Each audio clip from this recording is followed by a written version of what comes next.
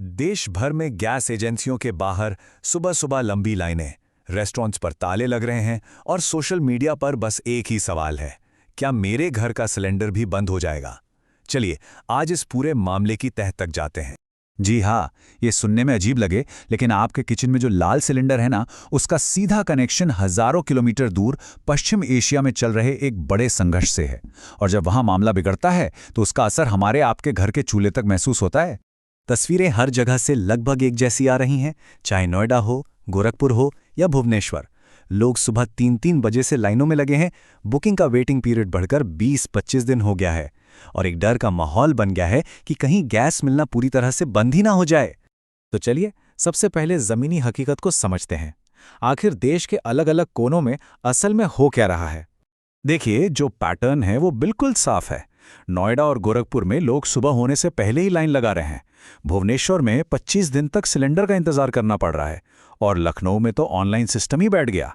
असल में ये सब हो रहा है पैनिक बाइंग की वजह से। मतलब डर के मारे लोग एक्स्ट्रा सिलेंडर बुक कर रहे हैं, जिससे डिमांड एकदम से आसमान छू गई और पूरा डिस्ट्रीब्यूशन नेटवर्क चरमरा गया। तो ये जो प्रॉब्लम है ये सिर्फ हमारे शहरों तक ही सीमित नहीं है, इसकी जड़ें हजारों मील दूर हैं। आइए उस मेन लाइन को समझते हैं जहां से हमारी एनर्जी आती है। ये है स्ट्रेट ऑफ हॉर्मुज़। इसे आप दुनिया की एनर्जी की जीवन रेखा समझ सकते हैं।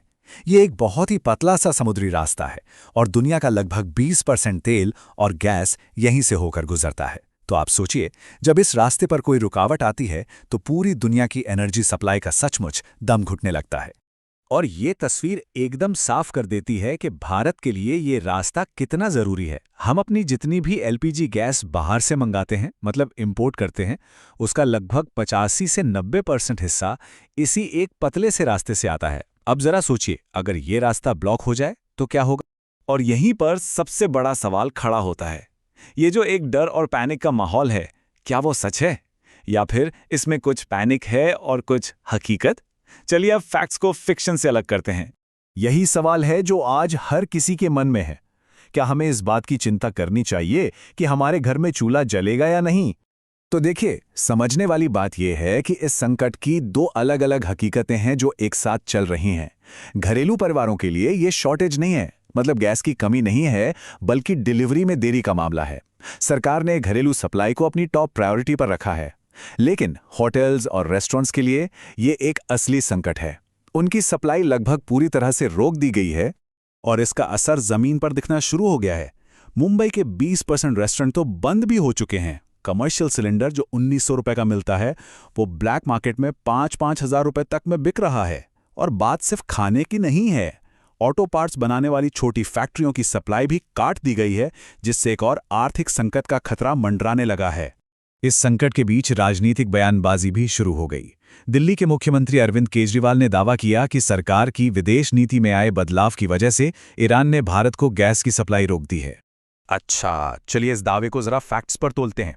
ये बात सच है कि भारत अपनी जरूरत का 60% एलपीजी इंपोर्ट करता है और उसका लगभग 90% हिस्सा हॉर्मुज से आता है, जो अभी बाधित है। तो दावे का एक हिस्सा तो सही लगता है, लेकिन कहानी का दूसरा पहलू यह है कि सरकार ने घरेलू रिफाइनरियों को उत्पादन 10% बढ़ाने का आदेश दिया है, जिससे कमी को कुछ हद तक पूरा किया जा रहा है। तो सप्लाई में बड़ी कटौती तो हुई है, लेकिन 55% का आंकड़ा शायद पूरी तस्वीर नहीं दिखाता। तो इस बड़े संकट से निपटने के लिए सरकार ने आखिर क्या कदम उठाए हैं, आइए देखते हैं। सरकार ने कई मोर्चों पर एक साथ काम किया। जमाखोरी रोकने के लिए 2 बुकिंग के बीच का गैप बढ़ाकर 25 दिन कर दिया। रिफाइनरियों को कहा गया कि वो पूरी क्षमता से घरेलू गैस बनाएं।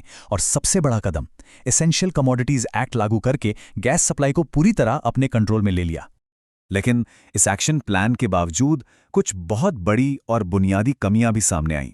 सबसे बड़ी बात, हमारे पास कच्चे तेल की तरह एलपीजी का कोई स्ट्रैटेजिक रिजर्व नहीं है। इसका मतलब यह है कि हमारा मौजूदा स्टॉक 10 से 25 दिन से ज़्यादा नहीं चल सकता और हम सालों से अपनी 90% से ज़्यादा सप्लाई एक ही जगह से ला रहे हैं। इस निर्भरता को कम करने की कोशिश भी बहुत धीमी रही है। कहते हैं हर संकट एक सबक सिखाता है, तो इस एलपीजी संकट से हम भविष्य के लिए क्या सीख सकते हैं? और इस संकट के बीच ना एक बड़ी ही दिलचस्प चीज़ हुई। जैसे ही गैस संकट की खबरें तेज हुईं, ब्लिंकिट और ज़ेप्टो जैसे क्विक कॉमर्स प्लेटफॉर्म पर इंडक्शन चूल्हे सोल्ड आउट हो गए। इसका मतलब यह है कि लोगों ने खुद ही इसका विकल्प ढूंढना शुरू कर दिया। ये दिखाता है कि लोग बदलाव के लिए तैयार हैं। तो भविष्य के लिए रास्ता साफ है। पहला, हमें अपनी सप्लाई को डाइवर्सिफाई करना होगा, मतलब सिर्फ खाड़ी देशों पर निर्भर नहीं रहना होगा। दूसरा, हमें कच्चे तेल की तरह एलपीजी के लिए भी बड़े अंडरग्राउंड स्ट्रेटेजिक रिजर्व बनाने होंगे ताकि ऐसे संकट में हम तैयार रहें। और तीसरा, हमें इलेक्ट्रिक कुकिंग और बायोगैस जैसे विकल्पों को तेजी से अपनाना होगा। तो आखिर में सवाल यही है, ये संकट एक चेतावनी है, लेकिन ये एक मौका भी है। एक ऐसा मौका जो हमें अपनी ऊर्जा की ज़रूरतों के बारे में फिर से सोचने पर मजबूर कर रहा है। सवाल यह है कि क्या हम इस मौके का फ़ायदा उठाकर एक ज़्यादा सुरक्षित और आत्मनिर्भर भविष्य बनाने के लिए तैयार हैं?